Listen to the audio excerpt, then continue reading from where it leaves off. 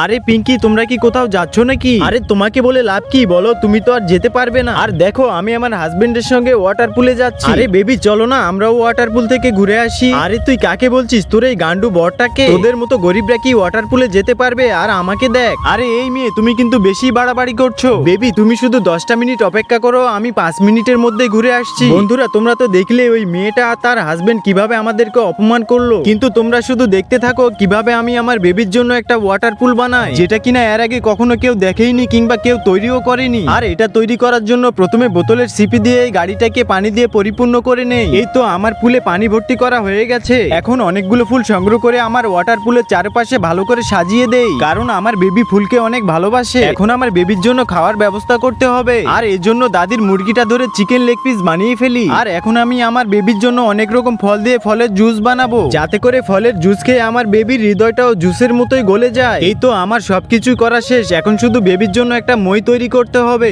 যাতে করে ওয়াটার পুলে উঠতে আমার বেবির একটুও কষ্ট না হয়। আর আমার ওয়াটার পুল বানানোর সব কাজ শেষ, এখন শুধু বেবিকেই ডাকতে হবে। কিন্তু তার আগে বন্ধুরা, তোমরা তো নাচ গানের ভিডিওতে উড়াধুরা লাইক করো, কিন্তু আজকে দেখবো কতজন সাহস করে নিজের মাকে ভালোবেসে ভিডিওতে লাইক করে চ্যানেলটা সাবস্ক্রাইব করে দেয়, আর কমেন্টে আই লাভ ইউ মা লিখে লাল রঙের হাঁটি মুজি দিয়ে কমেন্ট করে দেয়। আরে বেবি, চলে এসো, দেখো আমি কত সুন্দর করে তোমার জন্য ওয়াটার পুল বানিয়েছি। আরে বেবি, তুমি আমার ভালোবাসার জন্য এত কিছু করবে আমি কল্পনাও করতে পারিনি। আরে তুমি কি কখনো আমার জন্য কিছু করেছো, গান্ডু কোথাকার?